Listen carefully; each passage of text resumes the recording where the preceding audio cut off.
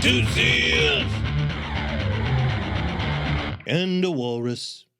Hey guys, welcome to Two Seals and a Walrus. I am your co-host, Sean Webb. And of course, in studio today, we also have Navy SEAL Ben Johnson and Navy SEAL Doug Moulton.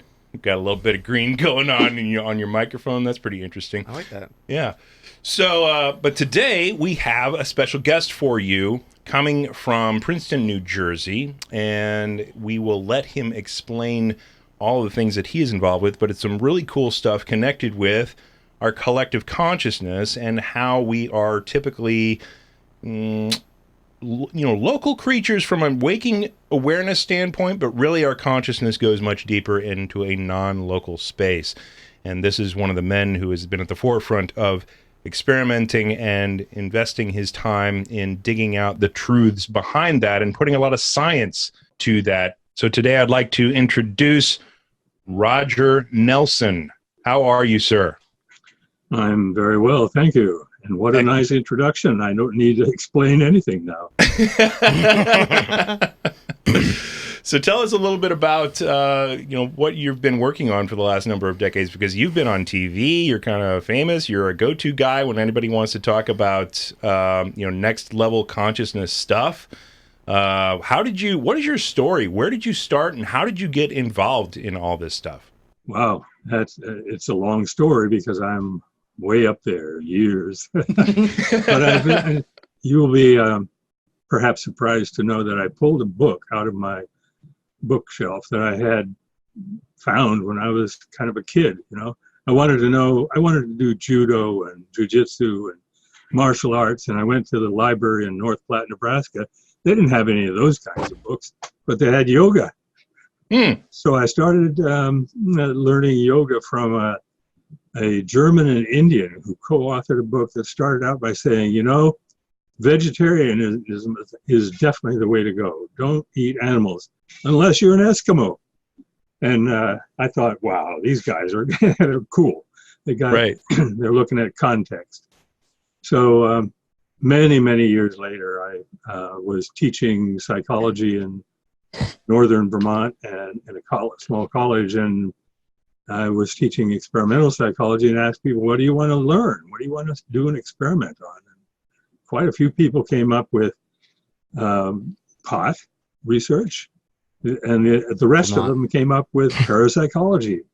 I want to learn about telepathy and so forth. So that kind of reintroduced me to this far out field of consciousness.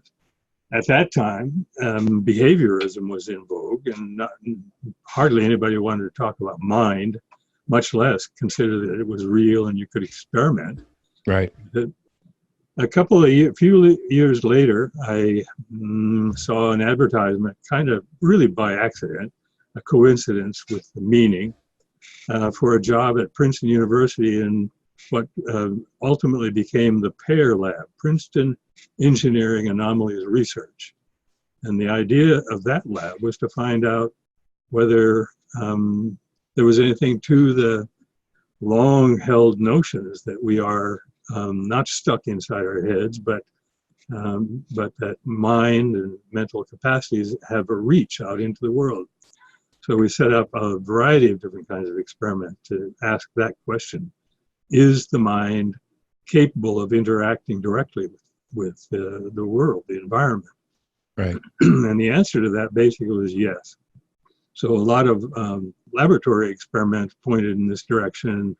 We gradually miniaturized the equipment, so we had palm-sized random number generators, which we could take into the field and ask what happens to a group consciousness, or if a group consciousness comes to exist. Suppose you have a bunch of people at a concert. It's a really, like deeply moving concert, and everybody's feeling the same emotions. What happens to our random number generator sequences? And we found that they change. They become less random, apparently because not only are all the people integrated into some kind of a group, but this device, which is a sensitive detector of consciousness activity, also becomes integrated into the group. So we called those experiments field REG, or field reg experiments. And they led to questions about how big can the group be, or what happens if you have more than one of these devices. And that led ultimately to what we call the Global Consciousness Project, also known as the EGG project, because it looks a little bit like an electroencephalogram for the Earth, which we decided should be called an electrogaiagram, EGG. Nice. So, and we call the devices, which are really just random number generators that we have spread all over the world, we call them eggs.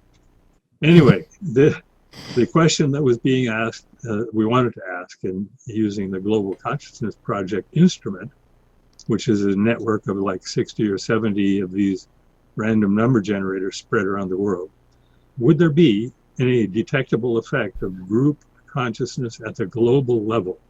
Suppose there's a great tragedy or a giant celebration that brings millions of people together. Would there be any sign of their global consciousness, their mass consciousness in the data from my network of random number generators? And the answer to that was yes. So that brings us up to the instrument and a little bit of background about why we built it. And we started taking data with this instrument about a little over 20 years ago, in 1998. Wow. Damn. So it's more than 2 decades, and we continue to take data, although the formal phase of data collection ended in late 2015 with a set number, 500 experiments that were all independent tests of the hypothesis that a mass consciousness might change the random numbers so that they become slightly more structured or correlated within the network of data that flows. Wow. Can I ask a quick question? How many people were in the first group that you got results from in your random number generator tests? In the laboratory, we most of the experiments had only one person. Okay. But we did have eventually realized that we should ask what happens if you have 2 people. Okay. And so we put 2 people to work cooperating to do the same thing, which was change the numbers so that we get more high numbers or more low numbers according to the instruction. It turns out that, in fact, 2 people can have a bigger effect than 1 person under certain conditions. They have to know each other very well. We call them the people who are successful at this, who are indeed so successful at it that their effect size was 4 or 5 times greater than either of them would have as individuals. We call them bonded pairs. That's awesome. And the 2 SEALs are giving fist bumps to each other because I think they're pretty much bonded pairs. One of the things that they let me know about early was the fact that they had one mind between the both of them. Not one brain, but one mind. Yeah, we're really convinced that. I think we, in a few words, kind of operate the same frequency. Well, when people do, learn to work together, they become one, and in almost exactly the fashion that everybody, all the ancient sages and saints talked about. Now, do you think and I know that, whenever we use words, we start straying away from the truth immediately, right? And so, we could pull a word from quantum mechanics connected with entanglement, and there's a very specific scientific phenomena connected with entanglement. I had to have multiple beers with John Clauser a few years back to be able to understand what was going on with that. Who's basically, the folks who don't know who John Clauser is, he's the guy who initially proved entanglement to the world with his experiments. Won the Wolf Prize in physics. Was up for the Nobel. One of his study participants died, and so you're now disqualified because they don't give it out posthumously. So he won't get it, but certainly deserves it. But would you think that there's some kind of potential entanglement between the two minds, or potentially, like, because of the phosphorus up there in our brains, that could connect to each other in a more permanent way? I'm no John Clauser, but I think yes. There is a, it's a very reasonable and sensible approach to a kind of explanation for the connections that we see in the evidence from the experiments. Dean Radin, whom you may also know, has really pursued that quite deeply, and has done experiments that are specifically designed to see if the potential explanation of entanglement can be supported, or at least not rejected by the experiments. There are some problems that various other physicists will bring up with regard to something like human consciousness. Right. Entanglement, Clauser style, is really a very low-level quantum phenomenon, and it happens, or is best discovered or assessed at extreme low temperatures. Right. So at anything lower than much higher than absolute zero, we get a sort of fragmentation of the entanglement into its component parts. But we're finding more and more evidence for higher temperature entanglement, and people who like this way of, this direction for explanations are optimistic that there is, in fact, room temperature or brain temperature entanglement. We just haven't learned how to see it yet. Right. I was really enthused and surprised by the experiments that they did in Tsukuba, Japan a few years back that were connected with, you have Penrose and Hameroff's OR theory about consciousness potentially being influenced or being interactive with quantum vibrations through our microtubules, and everybody's like, oh no, you can't have microtubule vibration in warm and wet environments. And then this MIT researcher in Tsukuba came through and said, well, no, actually, we just measured it, and these microtubules in your neurons are interacting with the quantum field vibrations in the gamma spectrum, by the way, which are measured highest in the monks of Tibet who sit around meditating on our pain and suffering all day, by the way. So take all of your poo-poo science and toss it out the window, because we just added a new page. I thought that was pretty interesting. What type of evidence have you uncovered in the past that helps cement, for those who might be listening who are a little skeptical, that helps kind of tell the story of how connected we can be? Like, what's the greatest statistical anomaly that you have uncovered in groups of people in affecting these random number generators? Or weren't you involved also in a group meditation trying to reduce crime somewhere, and that had somewhat of a measurable effect? Actually, can I interject real quick? Sorry. Sure. Before we get into the weeds of this, I want to talk about the actual mechanism itself, because I want to understand, are people holding these devices? Are they in their pockets? Is it in the room? Like, what proximity? And if you could just touch upon, how do you go, and sorry to interject, but how do you go, for people listening, how do you go from random numbers to interpreting, hey, there's some causality here? Right. Good questions. The way almost all of these experiments are done in the laboratory is to have a random number generator that's separated by maybe a meter or two of space, no wires, no connections, no touching, and the devices are generally protected from things like heat, electromagnetic fields, and so forth. So it's basically what's done is to remove any other potential source of influence on the data coming out of a random number sequence, other than the consciousness, or the intention in the case of laboratory experiments. In the field, we carry tiny, they're matchbox size,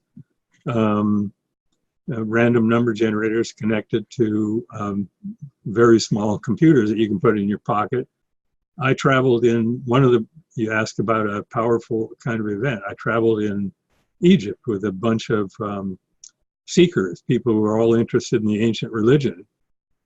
And I wanted to take data during our various visits to sacred places and during meditations and chanting and so forth, it took me 2 or 3 times to realize that I had to turn myself into a robot with regard to collecting the data. In other words, stop thinking about it and do the meditation, right? In order to take the data. Ultimately, we've collected the largest effect size over something like 2 weeks of visits to sacred sites like the ruins of ancient temples, in the Holy of Holies, doing meditations and chanting, in the inner chambers of the Great Pyramid, where we became, in some palpable sense, ancient Egyptians, doing what those places were built for. And the data were off the scale. In all those situations where we were a group, we were brought together by the meditation and chanting. In other cases where we were maybe in a pretty cool place, the data were not nearly so strong. If we're in some place like a bazaar or a restaurant or having a business meeting, the data showed no changes from expected random wandering. Now, I'm not sure if I answered the question about how it works. What I personally think happens is that we human beings have we are a source of a kind of active information field. This is a different model from entanglement, but basically what active information amounts to is the mechanism by which something that exists in the virtual world or universe, what David Bohm calls the implicate order, becomes explicate. There is a kind of pilot wave that he refers to as active information that reacts to needs for some kind of like a particle, for example.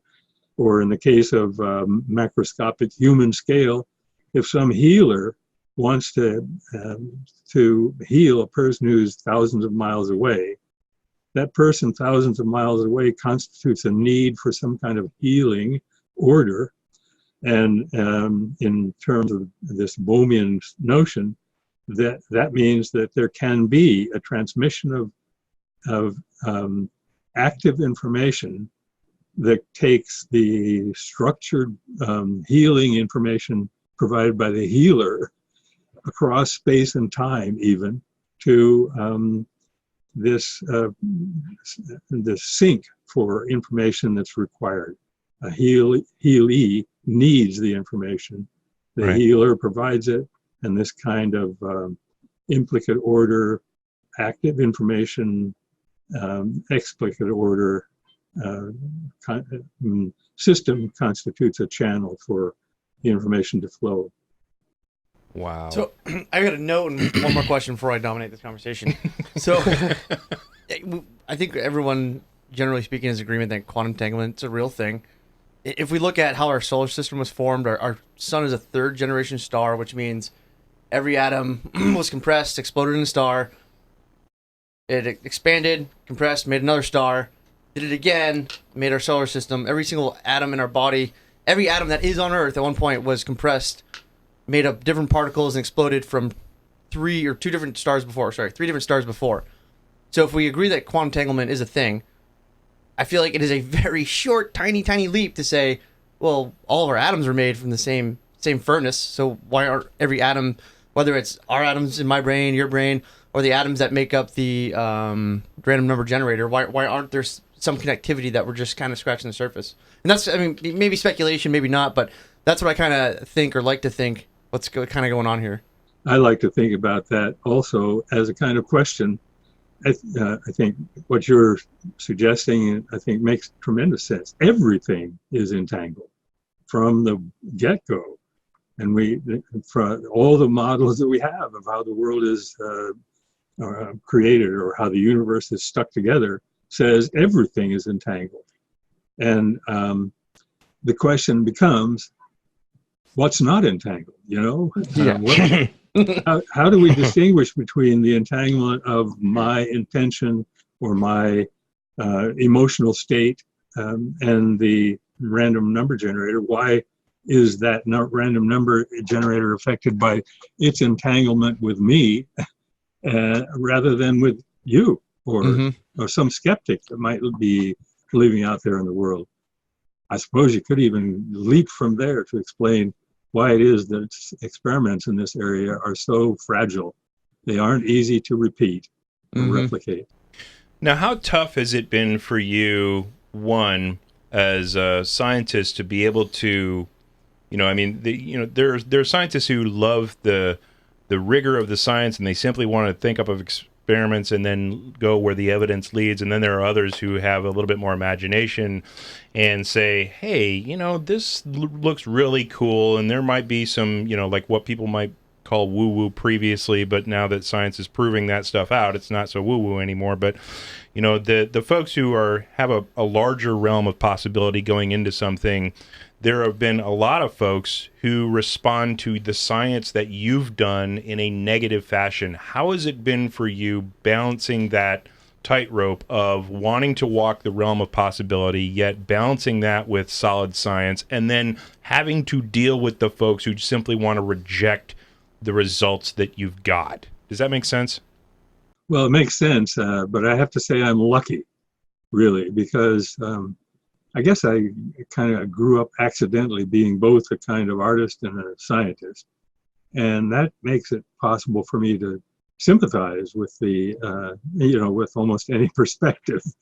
Right. I'm not very sympathetic with skeptics who don't do their homework. But if somebody puts in the time... Michael Shermer? Michael Shermer? Oh, well, Shermer is a pretty good example of somebody who's damn sure that it can't be possible, and therefore he isn't going to bother to read the I feel like no one should be papers. that damn sure of anything. Right. I feel like that's dangerous. Damn sure he shouldn't be damn sure. Yeah. I totally agree. But science really benefits from high quality skeptical thinking. But it has to be educated. It's just ridiculous to think otherwise. What's impossible? Nobody knows that. We're way, way far from understanding the universe we live in.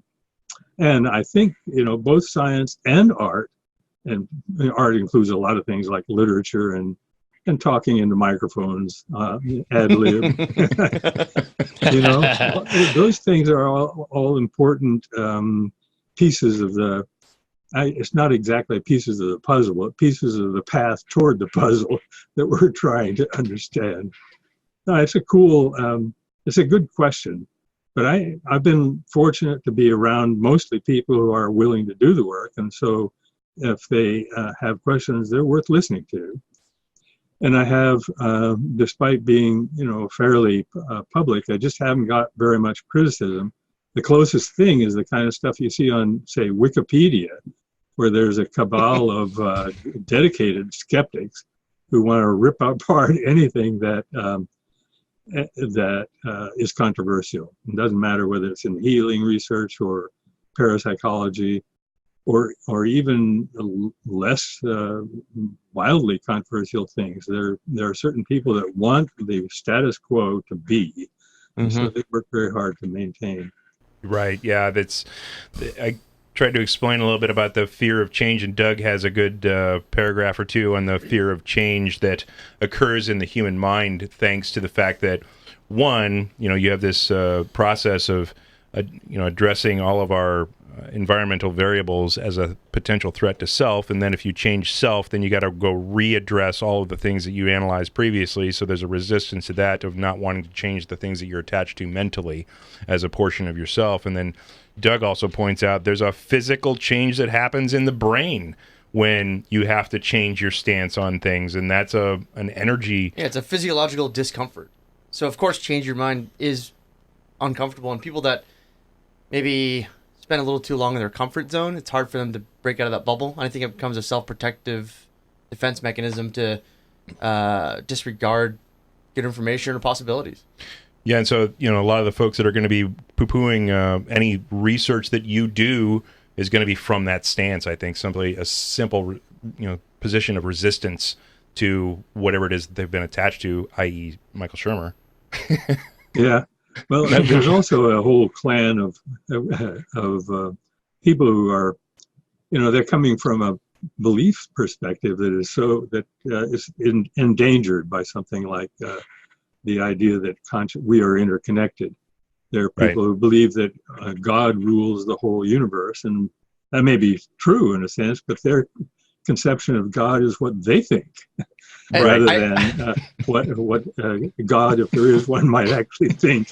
Anytime that comes up, I always prompt the question, okay, so God's plan. Wouldn't it be safe to assume that it's so omnipotent that you'll never know it all, and that you're going to discover parts that you didn't think were there? Either that or you do know, and we are God.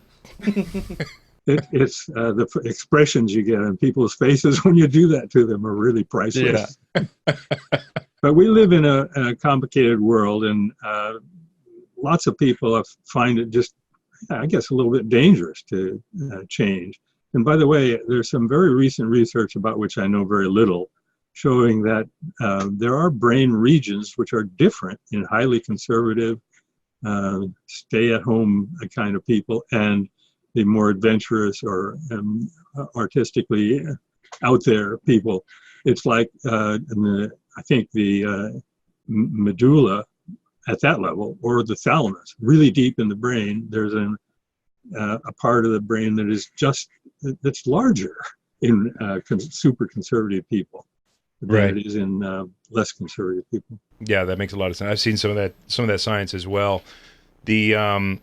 I want to go back to a question regarding your previous work. How many years have you been doing this? When did you start out in your career as being that curious, inquisitive scientist that got into that, let's see if we can mess with this random number generator experiment? Okay, it's a long time ago, 1980. I had been teaching for about 8 years, and then when this opportunity came up at Princeton, I said, I'm a kind of scientific research-oriented guy, and I like the teaching well enough, but the opportunity to work at a great university like Princeton, and with people who turned out to be all are bright and interesting people, that was hard to think about passing up. So 1980, we moved away from our beautiful Vermont home and started a completely different life, really, as people interested in the lesser known aspects of perception. That's the way the job was advertised. So I like it. It's palatable. Yeah. So anyway, 1980, and then I worked in the PEAR lab as the kind of coordinator of research for many years, and I retired finally in 2002. But I had already started the Global Consciousness Project a few years before. I started thinking seriously about it after doing these field REG experiments and then thinking about the larger questions of, global consciousness. Started putting a team and resources together in 97, and did some prototype things, including asking all my friends who did this kind of random number generator work, please take data during the funeral ceremonies for Princess Diana. And the combined result from 12 independent random devices spread across some part of the world was pretty startling. 100 to 1 odds that we would ever see such a thing like by chance. And that, along with some other things, encouraged the establishment of a permanent network of these random number generators that would generate data continuously, 24/7, and which are continuing to do that still some 20 years later. Wow, that's amazing. Yeah, I'm sorry. I just should say the idea was to create a history of random data.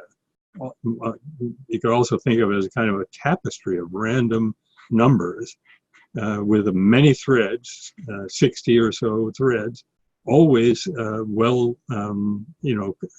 designed and well kept random sources, so that basically we would have a swath of random numbers that constitute a history of randomicity that we could compare with the history of events in the world. So things would come up like 9/11 or New Year's or the Kumbh Mela in India. We could ask, what happens to the tapestry of data during 9/11?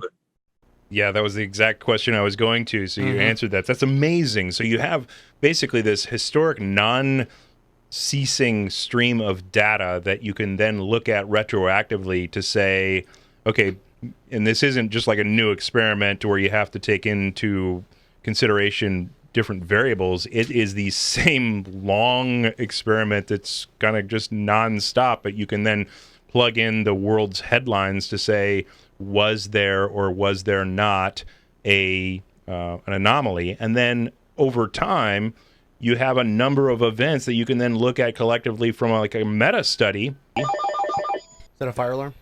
How dare you? I have to. He has chosen to call a friend. Thanks. Bye. I'm sorry about that. That's okay. How dare you Your be description human? is exactly right. It is and by the way, it's publicly accessible, always has been. The whole project is, open source. So all of our software is available to anybody who wants to use it or set up another, like a replication experiment. But the important thing is that the data have been available from the beginning and remain so. They've been available to anybody who wants to do any kind of analysis, and which, by the way, might dampen the enthusiasm of some skeptics because they know that it's in them. It's their privilege. Yeah. To take it apart. Try it yourself. Go for it. Nothing's held back. There's no curtains. They're probably too busy looking for the edge of the earth. No, they can't find it because there's a giant ice wall like Game of Thrones. Keep on looking. $1 million prize for the first one to find it. So let me ask you this really quick. Are the random number generators all of the same origin? Are they standard? Do you have a set of standards for these things? Because I know some of these random number generators can work, in different ways. That some of them are software based, some of them are hardware based. No, Sean, they're random. Yeah, so it's a random the random number generators are randomly manufactured. Yeah. and they're randomly selected. Yeah. On a random budget. We have 4 different devices, or 5 in counting a couple of very early prototype ones, but they all are electronic quantum level random source devices. So they're all engineering, high quality engineered devices, and some are, two of them are no longer manufactured at all because our project outlasted the firms who created the devices.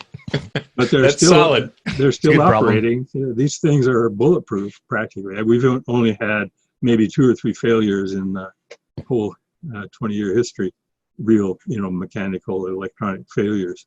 Yeah. We calibrate the hell out of these things before we put them out in the field. How do you calibrate randomity? Yeah, is that an ASTM standard?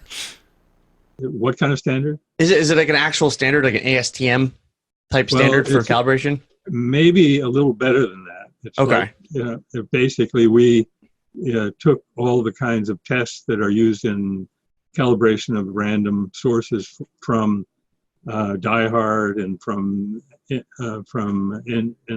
NTS and put it together along with some other tests that we thought would be useful as well. So we have a suite of about, I guess, 15 or 18 tests, something like that. And we process 200 million bits before sending any device out. If there's any substantial variation from what you expect a random source to do, then we don't use it. We just can that device and go on to calibrate the next one.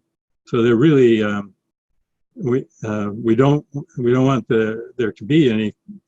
What we'd like to do is find out what's going on, and we have to have good random sources to do that. So we do the best we can. So a quick question. I've been chomping at the bit to ask this question. What is the time delay? Because like the on the Through the Wormhole with Morgan Freeman, when you discuss the deviations noted around 9/11, but it wasn't on or after, right?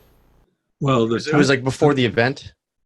Okay, that's a pretty. It's a very unusual and extraordinary set of analyses because the event was so outrageous, and so we did a whole lot of examination of data before, during, after, using different kinds of statistical tests. And what we found was that the standard measure looks a little bit like it might start deviating from expectation before the first plane hit.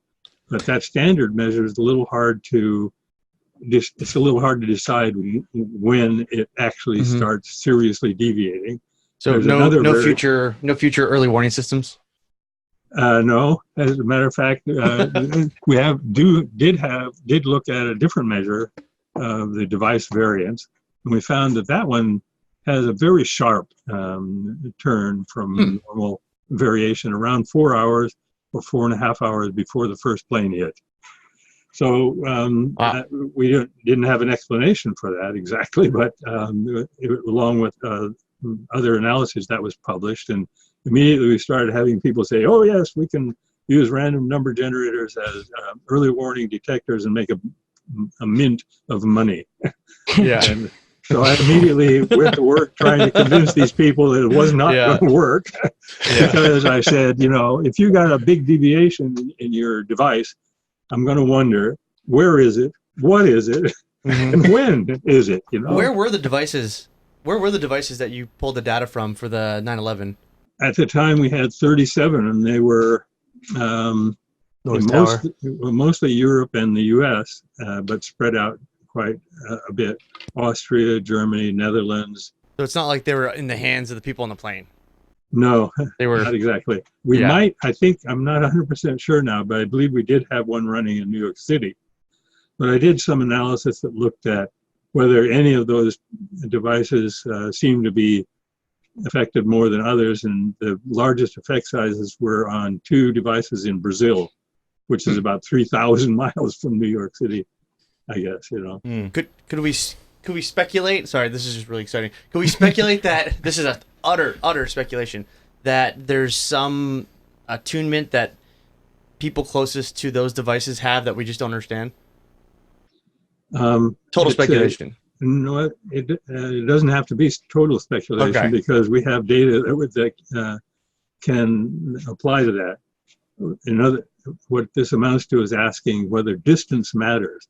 Distance from the event is really hard to deal with, because after all, the event is in some sense in a kind of mental space, not physical space. But we do have an easily measured distance between our various random number generators. That's very precisely measurable. We have the exact coordinates of all the devices. And what we found is that there is, if you look at the whole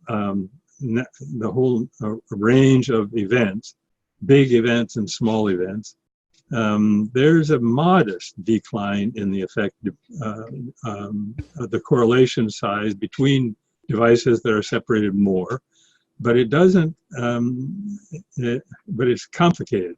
It only becomes significant or noticeable, seriously noticeable, when the events are small events that are in some sense clearly more local. In other words, the people who are most interested or know about it even are in a relatively local space, and so the devices that are closer to them are involved in correlations that are stronger than is the case with big events which involve everybody in the world. In those big events involving what seems to be everybody, or at least opportunistically everybody in the world, those correlations between devices don't diminish with distance, apparently because this is a global phenomenon rather than a relatively local one. That's pretty weak gruel. It doesn't exactly tell us a whole lot about things like the local effect of people nearby. But basically, I think the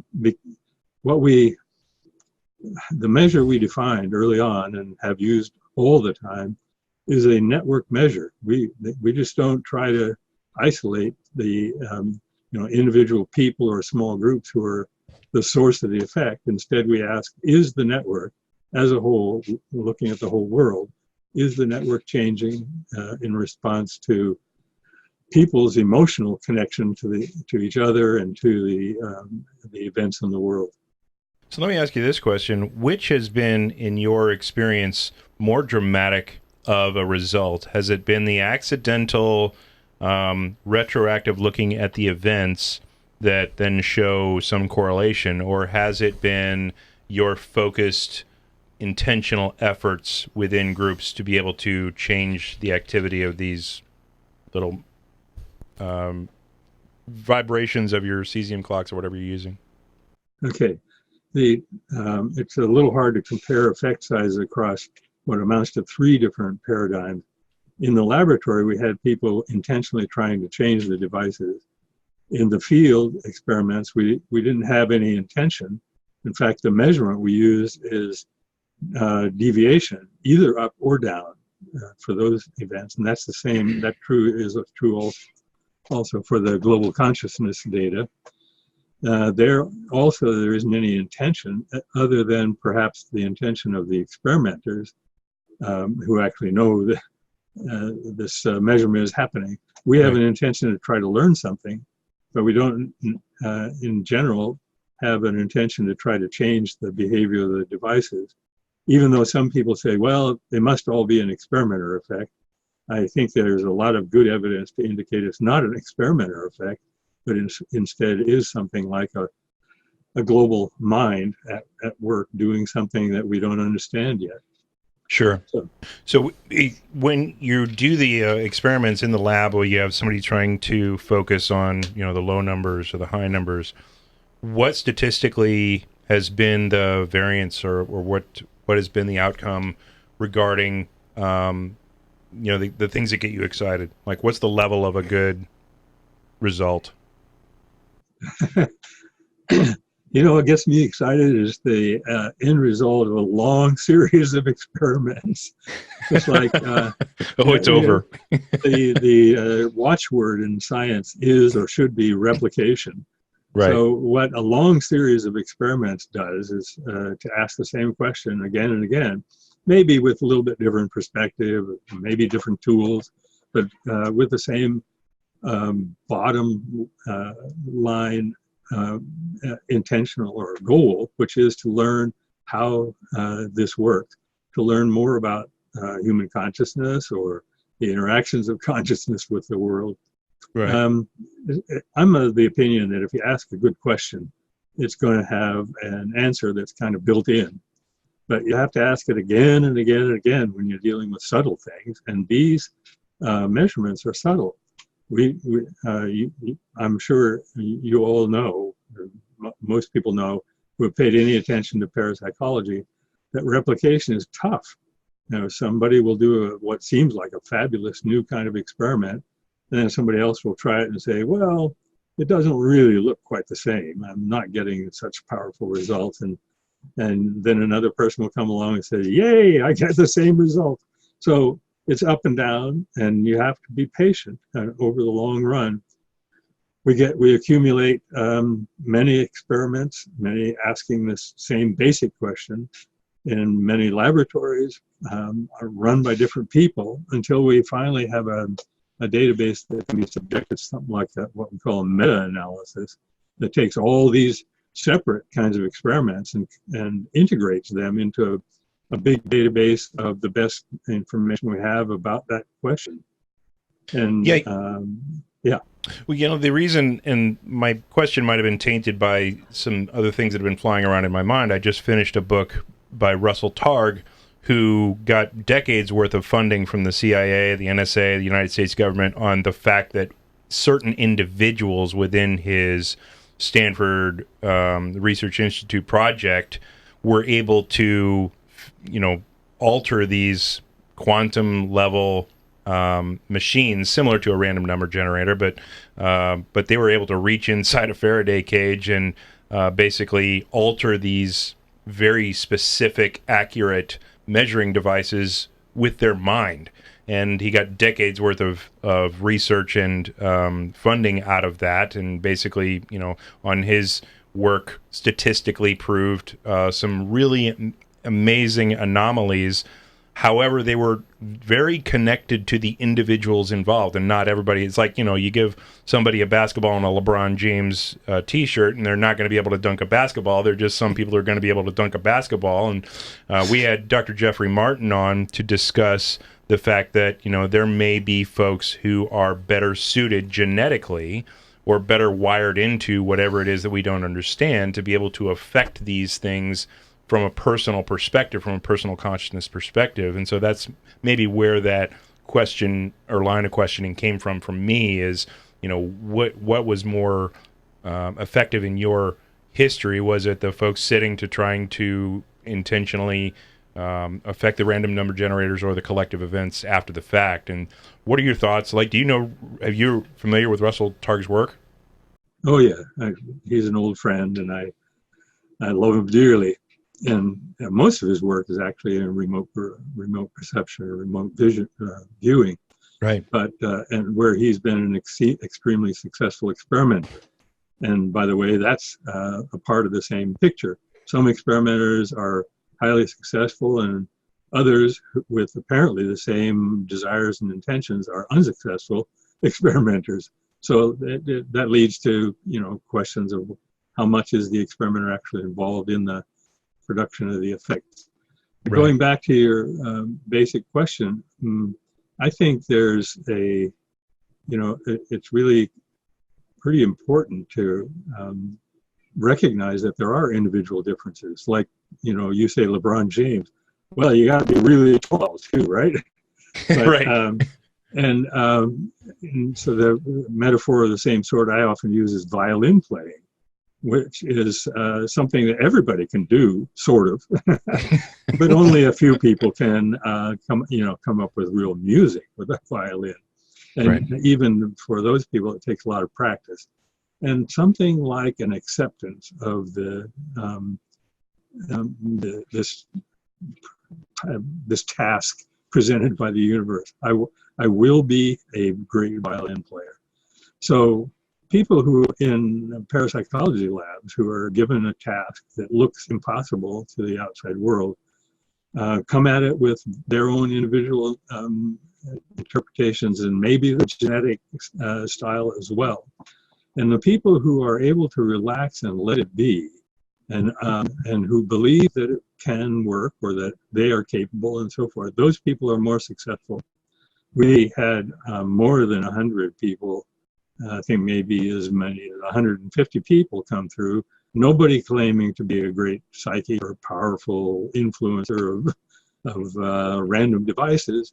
Right. And of those people, when you do a kind of analysis of effect size, you find that something like 15 or 20% on that order are clearly able to get into the frame of mind and have maybe the right genetic makeup and so forth to successfully work their will in a controlled experiment like that. And it's a little dangerous to say something like 15% because people go away saying, okay, only 15% of the people in the world. I frankly believe that anybody can become successful in an experiment like that but it requires these things I mentioned before: accepting the possibility, believing that I can do it, and then being patient.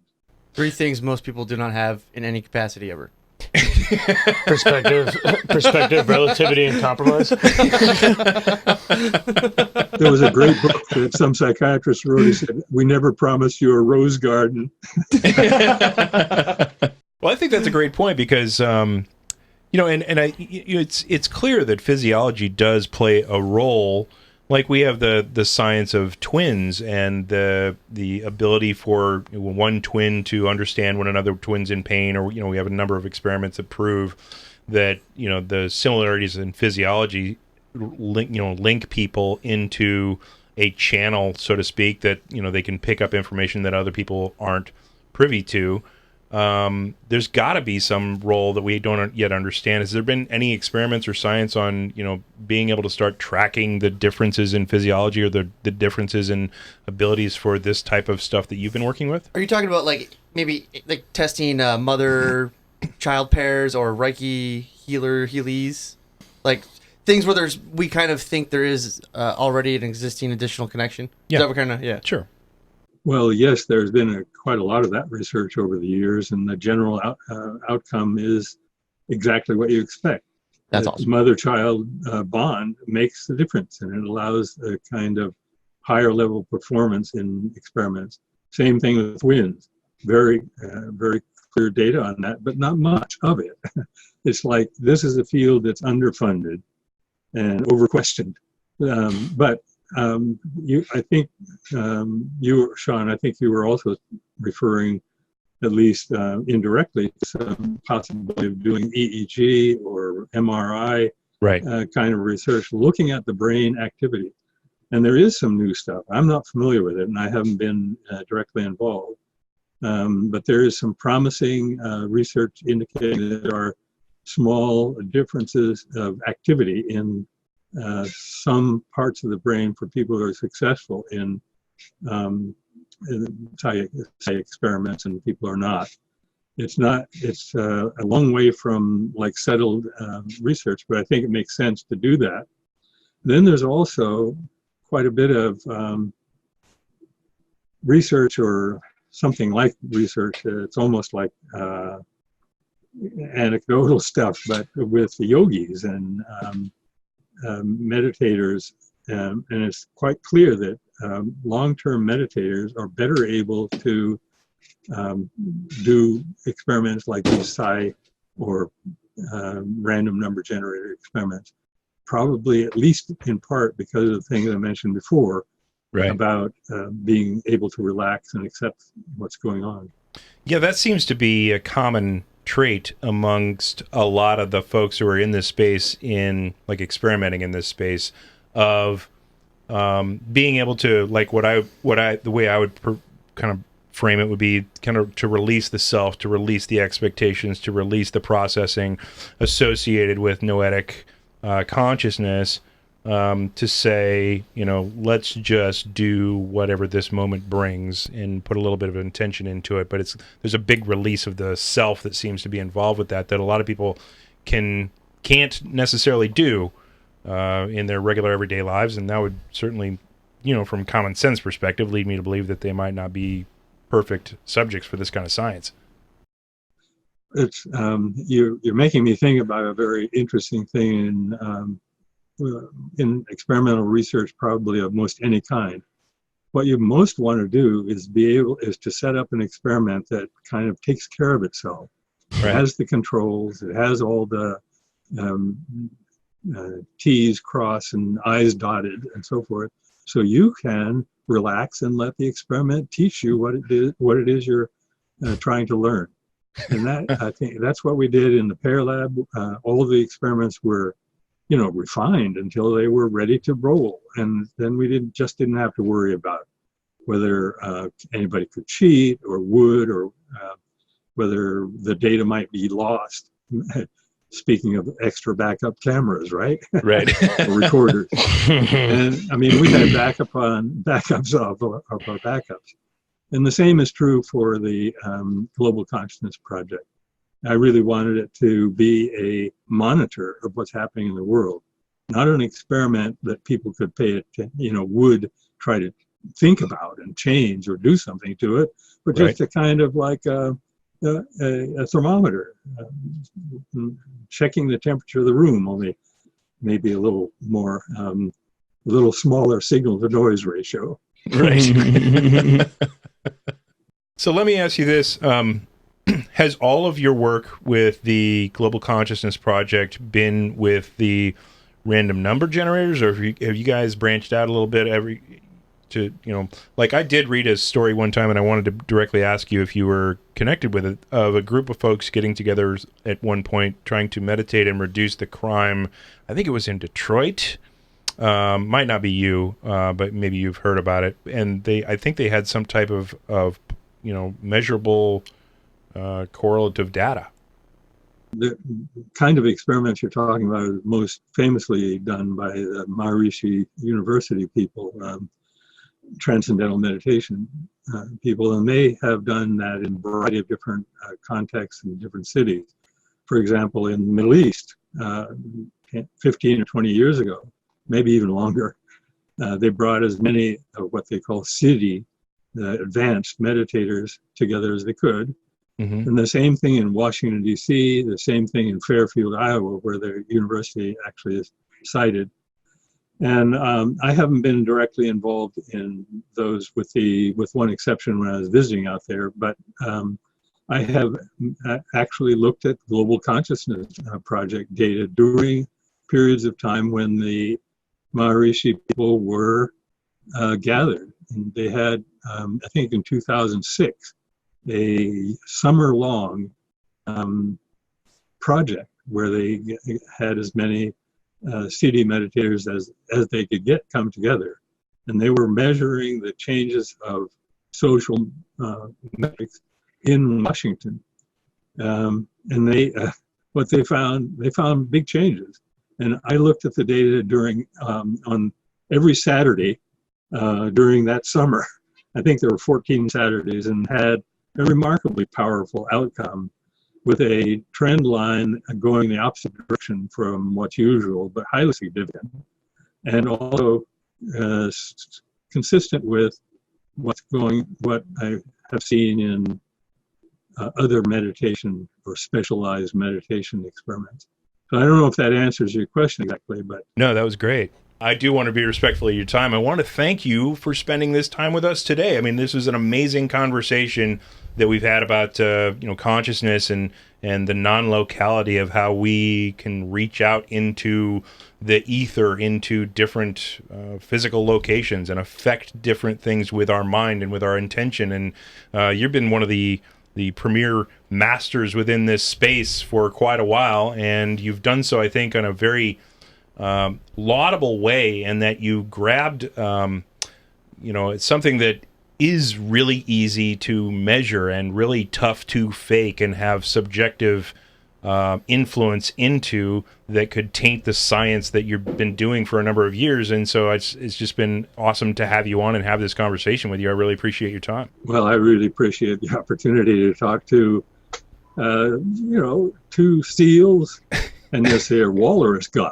Thank you, Sean. Thank you, sir. So if you'd like to find out more about what you've been doing and your Global Consciousness Project and get involved in that kind of stuff, where do people go? Okay, the website is global-mind.org. Okay. And there's a big, good menu that will lead you to whatever kinds of interests you have. I have two books out. One is in German. It's called Der Weltgeist, for those who are interested in, who can read German. That's co-written with a guy named Georg Kindl. The other book, English, and published early this year, is called Connected, The Emergence of Global Consciousness. And that details the construction and meditations and all background for this project, and then goes through a lot of examples of the data, and then gets into interpretations and what I think of as meaning. Why did we do this? And ultimately, what are we humans here for? I think we're about to turn a corner on consciousness research, and I think that nagging little portion of quantum mechanics that they can't write out of the definitions of things that are connected with consciousness is going to force people into finally defining it, finally doing it a lot more research into it, and figuring out how it affects our overall 3D Newtonian physics, classic model physics existence. And I think your work is going to stand as a stalwart for decades to come, and being able to get these researchers up to speed and see the stuff that's been done in the past so that they can then take this stuff forward. So thank you very much. Thank you. And I hope you're right about, I think it's also time to turn the corner. Yeah. Break it open and figure out who we are. Well, Roger Nelson, thank you very much for your time. Have a great rest of your day. Thank you, sir. Pleasure meeting you. Pleasure meeting you guys. Have a good one. You Take too. care. See you later. Bye. Wow. That was fun. How amazing was that discussion, and how amazing is this awesome content that we're able to send out to you? I mean, guys, we're going to live or die by your action or inaction. I mean, you know that the algorithms aren't going to automatically share all of our content because of some of the controversial stuff that we cover, as well as the awesome stuff that isn't so controversial but should be shared. So you should be embarrassed, nay, ashamed if you're not hitting the like button or hitting the subscribe and the bell icon for this channel, or actually clicking the share button and sending this out on social media and to your friends through email, because we promise to bring you the best content on consciousness, consciousness expansion, consciousness science, the whole reason the whole universe exists and how it works, why we're all here, the deep stuff that you've really wanted to know. Please take action and help us get this stuff out, because we love doing it and we want to help you understand the stuff that maybe other folks haven't brought you the perspective from these experts, or haven't had these interesting conversations, or haven't attacked this controversial subject matter. Please help us out. We hope you guys are having a great day. Love you. Talk to you soon. Peace. Share this shit.